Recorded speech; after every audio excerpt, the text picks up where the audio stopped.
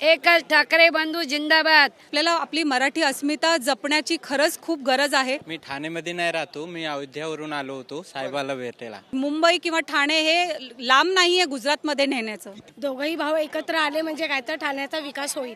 ठाकरे ब्रँडची दहशत पण येत्या 15 तारखेला 16 तारखेला निकाल बघताना कळेल। दोन भाऊ एकत्र आले म्हणजे चांगल्यासाठी झाले। ज्या प्रकारे आपण बघितलं काल मुंबईमध्ये आणि आज ठाण्यामध्ये ठाकरे बंधूंची संयुक्त सभा पार पडली आणि ही संयुक्त शेवटची सभा मुंबई महापालिका ठाणे महापालिका निवडणुकीच्या आधी असणार आहे। त्यामुळे या सगळ्या संदर्भात आपण बातचीत करूया शिवसैनिकांशी मनसैनिकांशी। कसा माहोल होता आणि नेमके कोणते मुद्दे महत्त्वाचे वाटले उद्धव ठाकरे आणि राज ठाकरे यांच्या भाषणात? सो नेमकं जर तुम्ही बघाल तर साहेबांनी सांगितलंय की आपल्याला आपली मराठी अस्मिता जपण्याची खरंच खूप गरज आहे। कारण साहेबांचं हे मत नाही आहे की तुम्ही बाकी इतर जातींना तुम्ही इथे राहू नका किंवा तुम्ही इथले उद्योग करू नका। त्यांचं म्हणणं फक्त एक आहे की आपली अस्मिता आणि आपणच स्वतः जपली नाही तर मुंबई किंवा ठाणे हे लांब नाही आहे गुजरातमध्ये नेण्याचं। किती इम्पॅक्ट पडेल आजच्या या सभांचा ठाणे महापालिकेचा विचार केला? खूप छान झालेले सभा आजची, खरंच खूप छान।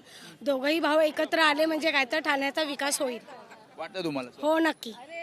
तू राहायला ठाण्यात? हो ठाण्यातच। काय आजच्या सभेचं? ठाकरे ब्रँडची दहशत पण येत्या 15 तारखेला 16 तारखेला निकाल बघताना कळेल।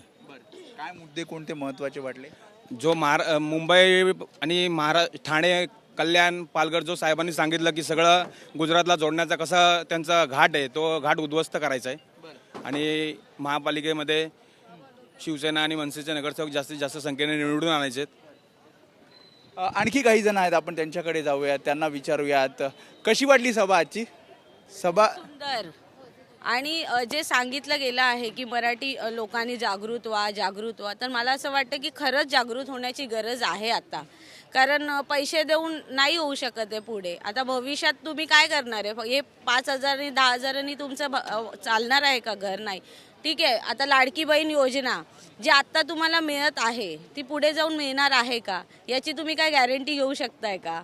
म्हणजे एक सांगायचं म्हणजे शाबीर बाहेर शेख एक मुसलमान होते, त्यांना बाळासाहेब ठाकरेने कामगार मंत्री बनवला। म्हणजे त्याच्यामध्ये म्हणजे जातपातचा असा विषय येत नाही। एक मुसलमानला जर तुम्ही कामगार मंत्री बनवू शकता, एक चांगली त्याला एक म्हणजे दिलाय वरती डिमांड, म्हणजे त्याच्यामध्ये काय वाटतं इम्पॅक्ट पडेल याचा सगळ्याचा? इम्पॅक्ट पडू शकतं। तुम्ही शिवसैनिक मनसैनिक? मी शिवसैनिक 1966 पासून मी ज्येष्ठ शिवसैनिक. शिवसैनिक। कशी वाटली आजची सभा ठाणेकरांना? मस्त। आम्ही कालची सभाला पण मुंबईला गेलो होतो। अरे तुम्ही त्या पण सभेला गेला, ह्या पण सभेला? हो हो। आणि नंतर मग इकडे 2.5 वाजे पण इकडे होतो स्टेज बांधताना।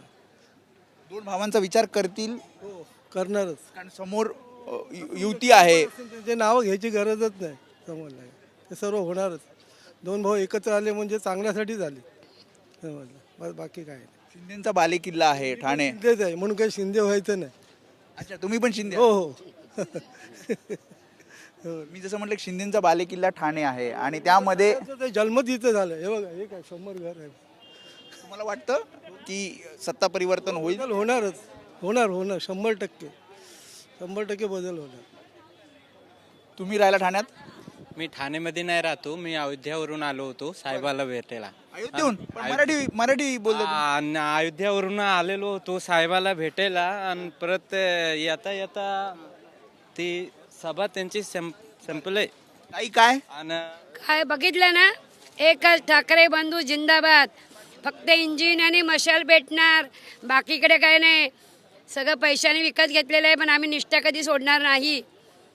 भाजपने सगळे वाटोळं केलेलं आहे देशाचं राज्याचं, पण आता त्यांना जनताबरोबर दाखवणार आहे। एकच ब्रँड, ठाकरे ब्रँड। मला वाटतं या सगळ्या सभेनंतर इम्पॅक्ट पडेल? होणार। पैसे घेऊ दे काय होते, पण आम्ही निष्ठा सोडत नाही। जे होईल ते होईल। एकदा मैदानच उतरलोय ना, होईल ते लढतोय ना, मागाचे लढणार, काय व्हायचं ते होणार।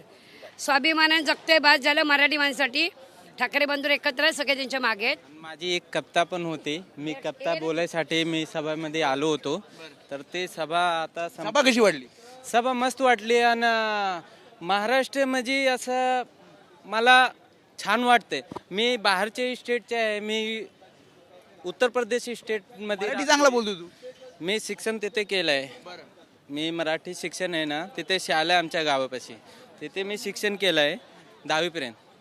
तुम्ही राहायला ठाण्यात? हो मी ठाणे. तर तुम्ही जे मगाशी बोललात ना की शिंदेचं बालेकिल्ला, तर हा शिंदेचा बालेकिल्ला नाहीये, आनंद दिघे साहेबांचा बालेकिल्ला आहे. आणि मी ह्या हक्काने बोलू शकते की मी कधी त्यांना साहेब बोललीच नाही. मी त्यांना आतापर्यंत काकाच बोलत आलेली आहे. यापुढेही मी त्यांना दिघे साहेब असं कधी बोललीच नाही. माझे काका म्हणूनच मी त्यांना हाक मारत आलेली आहे. तर मला असं वाटतं की ते घराघरात पोहोचलेले लोक आहेत. ह्यांना गरज नाही आहे इकडे बोलायला, कोणाला असं बोलू शकत नाही की शिंदेचं आहे शिंदेचं नाही. हे आनंद दिघे साहेबांचं होतं आहे आणि यापुढेही राहणार. त्यामुळे आपण बघितलं हे ठाण्यातली शिवसैनिक असतील, मनसैनिक असतील, काही ठाणेकर सुद्धा इथे आपल्याला आलेले पाहायला मिळाले आणि या सभेनंतर त्यांच्या या प्रतिक्रिया आपण जाणून घेतल्या. कॅमेरामॅन प्रशांत वाणीसह मी वेदांत नेब, ABP माझा, ठाणे.